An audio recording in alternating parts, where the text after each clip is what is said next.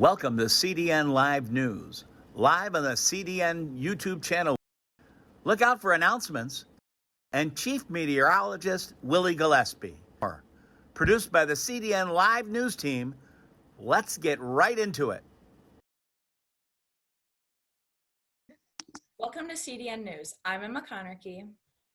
And I'm Amy Jaskey, and this is CDN News for Friday, May 15th, 2020.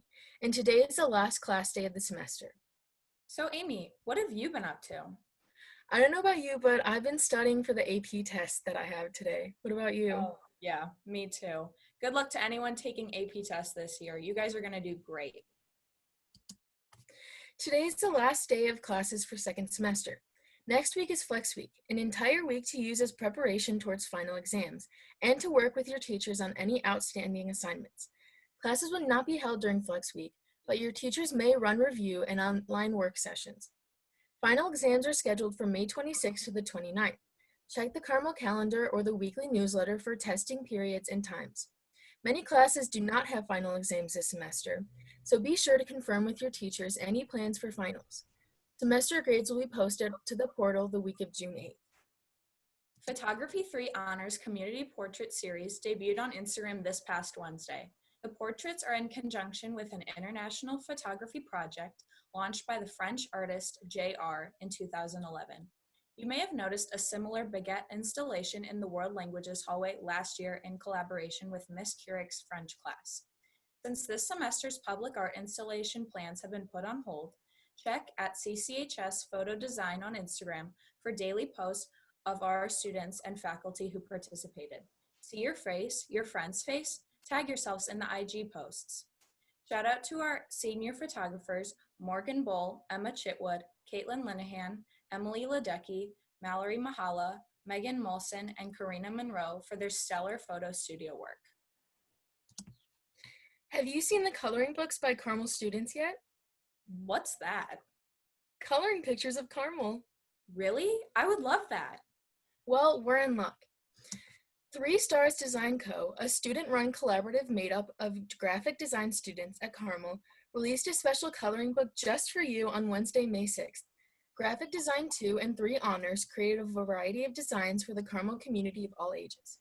If you're looking for a little art therapy during these stressful times, be sure to visit carmelhs.org/coloring. The book is available for print and digital art. If you completed a Color in the Crossroads coloring page, our design students would love to see it. Post it on social media using the hashtag #CorsairsColor, or tag DM CCHS Photo Design. We'll feature you and your work. Here's a beautiful example of Julia Rosler's stained glass colored in by student Grace Capel. Faculty member Miss French also participated.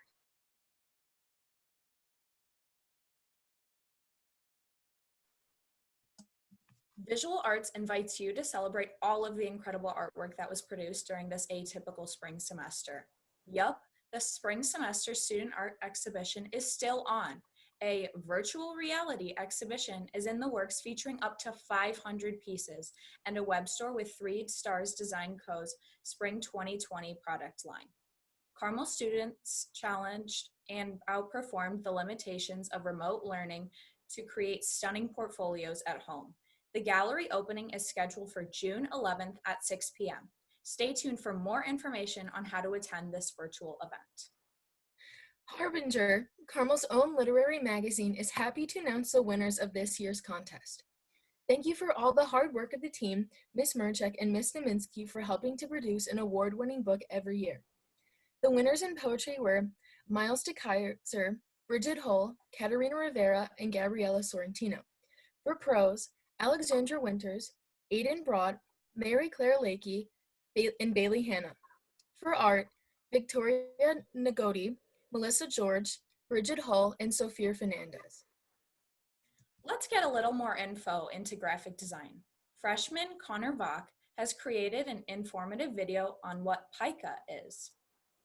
Fun Fact Friday. Why are some presidents known by their initials and others not? The short answer is headlines. In the past, newspapers had 8 columns per page, so they had to squeeze the president's name down to fit into one of the columns. For the full answer, you're going to need to understand picas.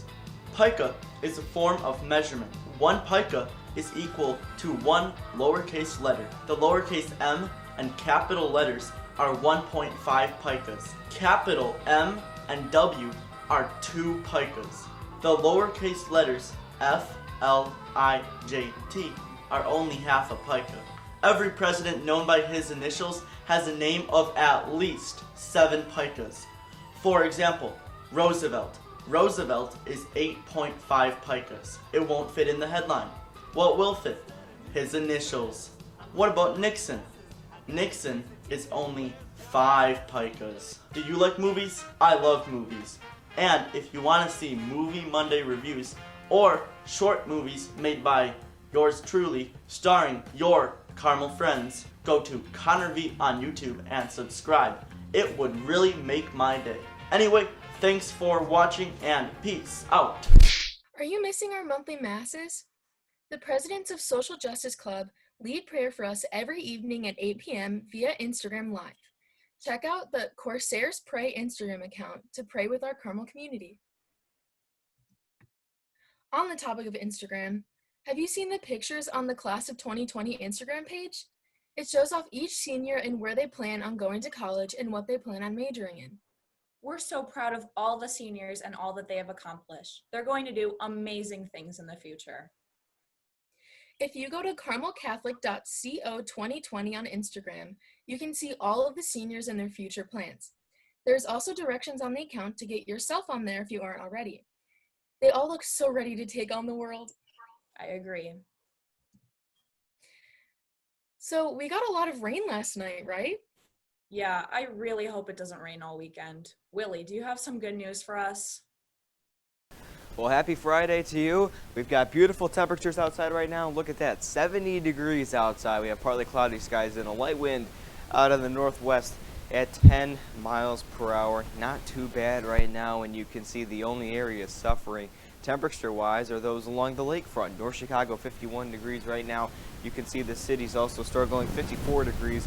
For you, Ottawa, look at you, 71 degrees. Rockford near 70 as well. Kewanee at 71, and Kewanee did have a possible tornado last night, so the National Weather Service is probably going to go out and survey to see if they can find any tornado damage. We had flash flooding in the area and some severe weather as well. That stayed primarily to the south, but portions of Lake and McHenry, Cook counties did see quite a bit of flash flooding. There were quite a few reports of some flash flooding in those areas. So for high temperatures today, temperatures along the lake will rebound a bit as that lake breeze backs off into the afternoon. You can see 58 for a high in North Chicago. The city's getting up to 61.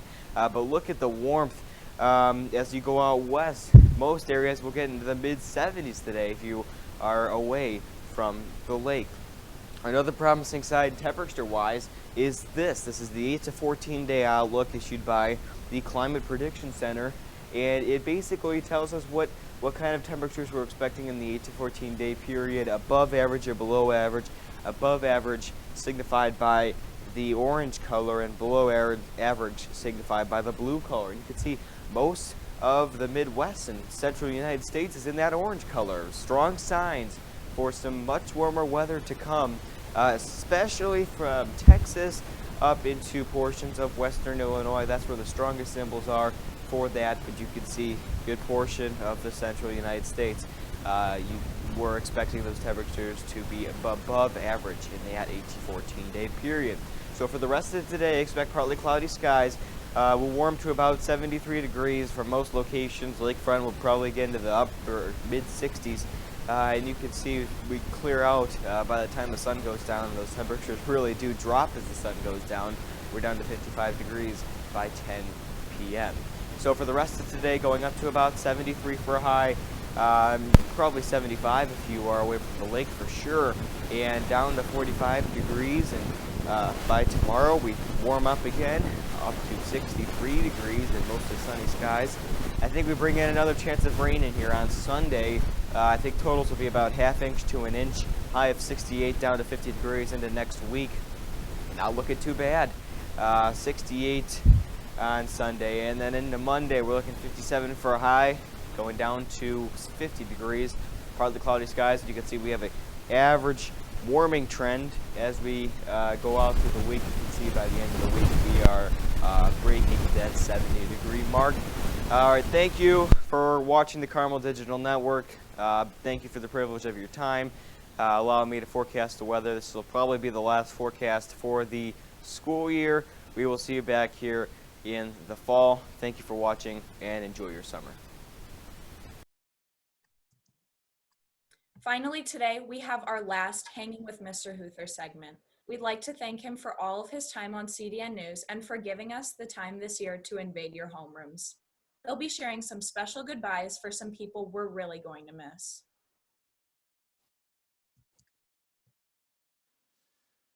Good day, Carmel Catholic. I'm excited to be joining our final broadcast of the year.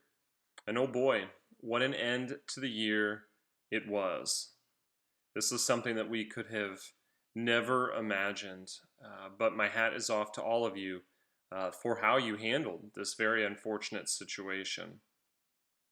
To our seniors, again, know that we are deeply saddened by the loss of your senior year and important traditions and experiences that we all wanted you to experience. As we've said before, we will do everything we can to make this summer special for you. Our hopes are still set for a prom and a graduation in July, so have hope. Also to our seniors, keep the afternoon of May 29th open on your calendars. An email is going out today with more information about that afternoon, but essentially we're going to host a caravan through our parking lots for you. Everything will have to be highly orchestrated, so we will provide detailed instructions about how it will run on the 29th. Many teachers and staff will be present to wish you well, and we will provide your graduation caps and gowns, your senior shirts, honors, regalia, and other items. So stay tuned for more details, but make sure to reserve the afternoon of May 29th on your calendar. To our general student body, in general, know how proud we are of your efforts during this period of e-learning. We were presented with a very unfortunate circumstance, one that was completely outside of our control, and yet we adapted. We pivoted quickly into e-learning, and not only were you all cooperative, but you engaged your studies earnestly and with a maturity that we admire. For those of you who still have work to complete, make sure you take advantage of our Flex Week next week.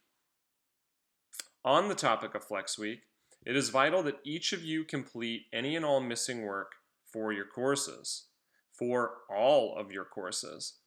Our grading policies have been guided by compassion during this period of e-learning, as our emphasis has been on learning.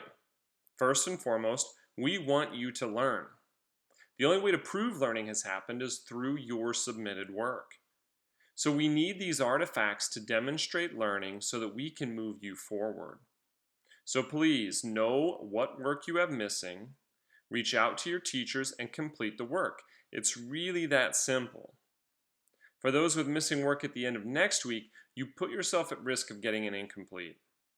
If that happens, you'll need to remediate portions of your course or of any courses in which you got an incomplete via summer school. You can avoid this by turning your work in and by communicating with your teachers. A vast majority of you did everything expected of you. For this, we are proud. Now, let's get everyone to that point. To shift gears a bit, seeing as how this is our last day of classes for this school year, I want to be sure to give a shout out to our retiring teachers or those who are leaving for other reasons. First, Mrs. Alejandra Jaimes, who will be starting a family this summer and remaining at home with her baby. We have appreciated your gentle and generous nature and true love of teaching art to our students. Mrs. Jaimes, you will be missed. Mr. Jim Schuster, who has given many years to Carmel with his passion for academia and nurturing scholarship in students. Mr. Schuster leaves behind unique classes and charisms that ensure we remain committed to justice and that we demonstrate love and respect for each other. Mr. Schuster, we will miss you. Mrs. Ann Smith, who has also given many years to Carmel, serving all students with her genuine desire to see growth and accomplishment. No one advocates more strongly for the ability of all students to learn. Doc Smith, we will miss you. And finally, with over 45 years of service to Carmel and its students, Mr. Mike Fitzgibbons. If I stated everything Fitz accomplished over the years, or all that he's been involved with, we would be here for a long time. Suffice it to say, Fitz cares about Carmel so much he's devoted his life to it. Most people don't last more than 5 years at one place, much less 45. Mr. Fitzgibbons leaves behind a strong campus ministry program and a life-changing retreat program. His legacy will live on for many, many years to come. Fitz, you will absolutely be missed. Today is the last day of classes for these teachers, so please show them your appreciation. For those lucky enough to have been taught by these wonderful and dedicated teachers, please send them a quick email today, thanking them for their time and for their talents. We wish we could do more to show our appreciation, but we will when the time comes that we can all be together again. This will not be the last time we see these teachers. So, that's it for me today. I love having this audience with you, and I could go on for quite some time. Effective communication is crucial for a school to operate well. So please make sure you are reading all of the emails that we send out. We all have a responsibility to be informed. So thank you for taking the time to read everything that was sent out. I know that it was a lot at times, but we really do appreciate you keeping informed as much as possible. Again, I can't say this enough, Carmel. We're proud of you for all that you've done during this period of e-learning. When this is all said and done, you will be much more resilient, you will be tougher, and you will gain a worldview that will allow you to see the best in every situation, to make the most of every situation. So hang in there, stay Carmel,